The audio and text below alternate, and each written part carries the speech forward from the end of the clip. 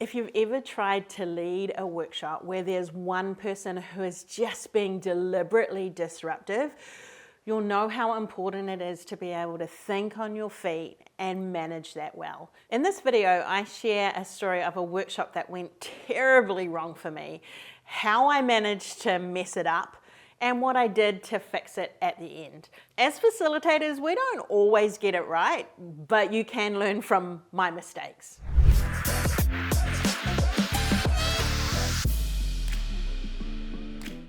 Hi, I'm Kerry Price. I'm the founder of the Facilitators Network, and I use the principles of deliberate generosity to make sure that no meeting or workshop is ever wasted. I've been doing this work for 20 odd years, and in that time I've facilitated thousands of meetings, workshops, and community conversations. Now I spend most of my time helping other trainers and facilitators do it well too. Someone once said that there's no such thing as a disruptive participant and just an inflexible facilitator. For every person that's being disruptive, there's a need behind that. There's something that's going on for them, and their behavior is just the outworking of that challenge. Knowing that and being able to tap into the problem or the challenge or the reason behind the disruption will make your work as a facilitator so much easier. But in the heat of the moment, we don't always get that right. In this video, I share a story of when I really messed it up, how it went terribly wrong, and what I did to fix it at the end. Let's get into it. So let me give you some context. I was invited to facilitate a strategic planning session with a not-for-profit organisation that I'd done some work with in the past. I'd previously worked with their board, some of their leadership team, and their staff. So this was a familiar organisation for me. There were a few new board members who I hadn't met, but mostly I knew the people in the room that I was walking into.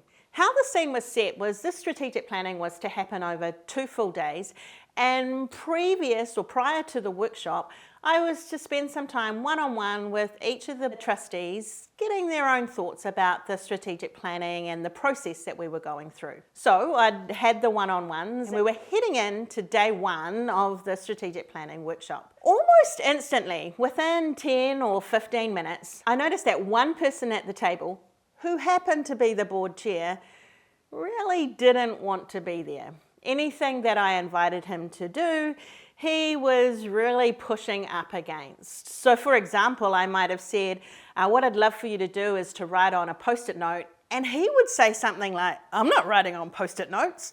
Or I'd make a comment or ask a question, and he'd whisper to the guy beside him, and they'd both have a little bit of a laugh. I was in complete shock that a grown-up, the chair of a board, would actually behave this way. Now, there are all sorts of things that I could have done well in that moment, and I didn't do any of them.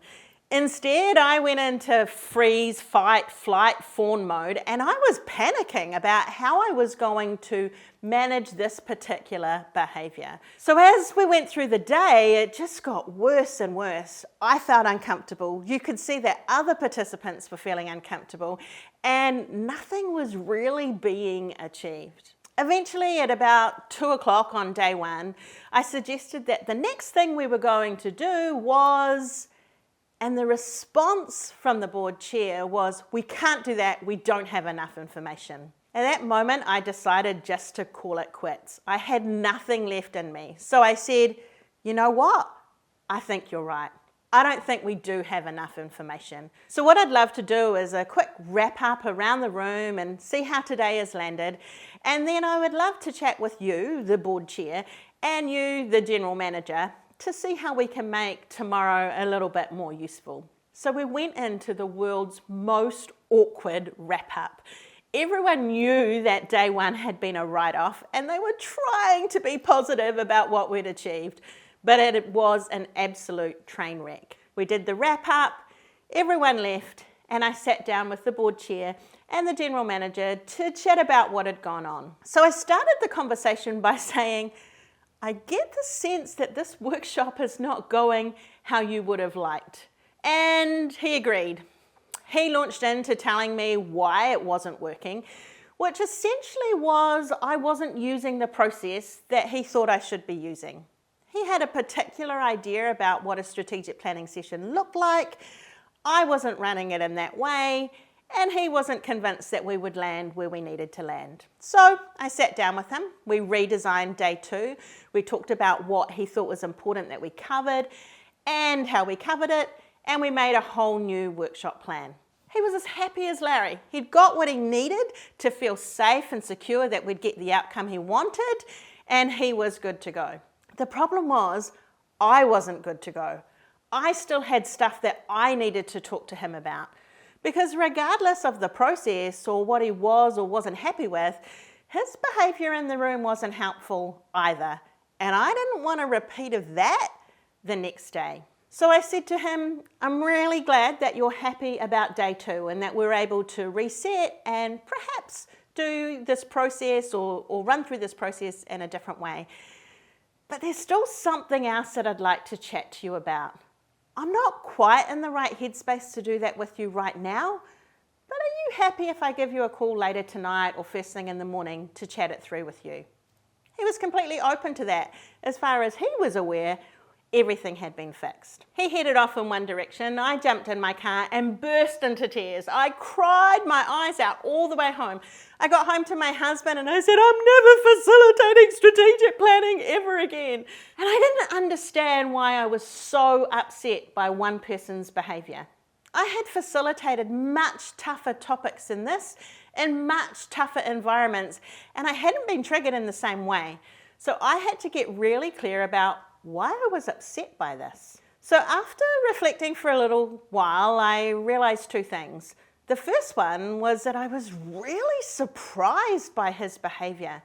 This guy is a clever guy who runs a really big company, and I was surprised that that behavior was accepted or normal in that environment. The second thing I realized was that I felt really disrespected. They were paying me a reasonable chunk of money to be in the room, and I had this assumption that they would trust that what I was rolling out would work. It didn't seem to be the case. And so in that sense of feeling disrespected, I then got my heckles up. Once I was clear on those 2 things, I was able to reflect on what I could have done differently. And the first was I could have set the scene better. Because I'd worked with the organisation before, I didn't have any conversation about what kind of behaviours were acceptable. We didn't even bring that into the room. And so when the behaviours were being a little bit off, I had nothing to point to. The second thing I realised was that I needed to have this conversation about feeling disrespected and what that meant for day 2. So I sat down and I got clear about what it was that I needed, and then I made the phone call the following day. And the phone call followed a framework that I call the COIN framework. Now, I didn't come up with this originally, and it's been adapted a few times along the way. So I'm sorry, I don't know who to credit with the original version, but this is how it worked for me. So I got on the call the next morning, and I thanked, let's call him John, for agreeing to have this call with me.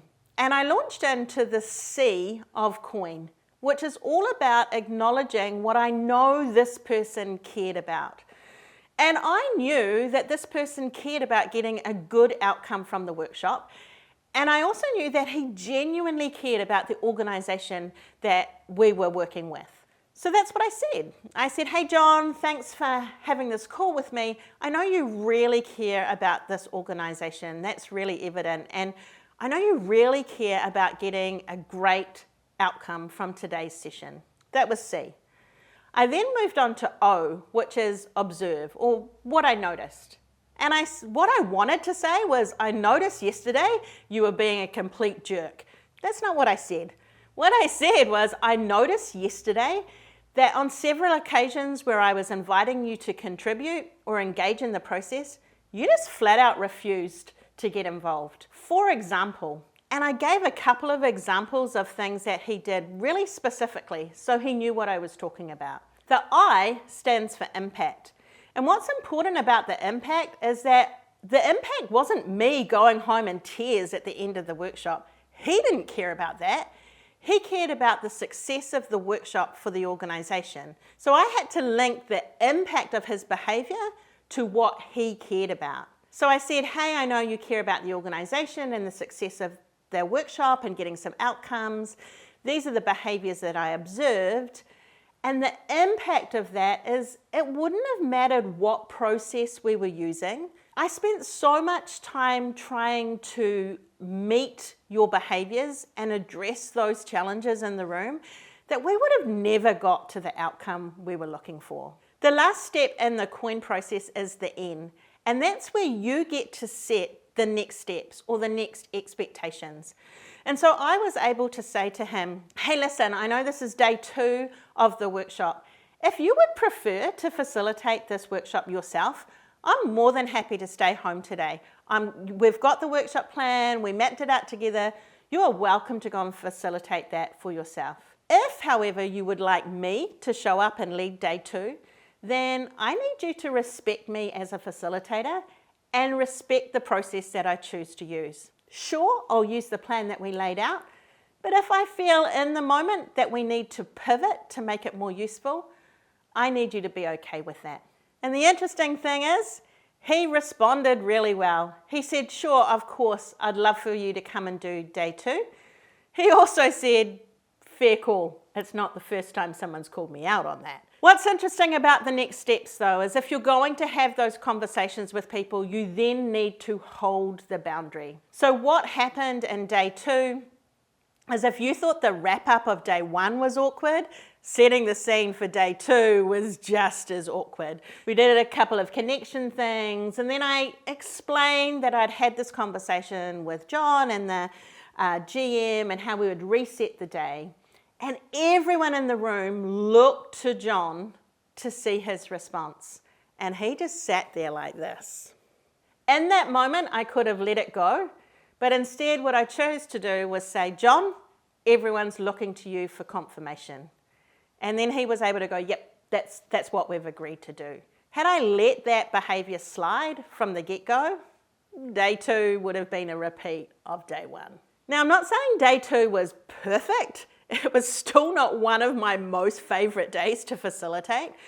But by having that coin conversation, resetting expectations, understanding what was important to the participant, we were able to move through in a much more effective way. So in the end, the workshop wasn't a complete write-off. We got to where we needed to go.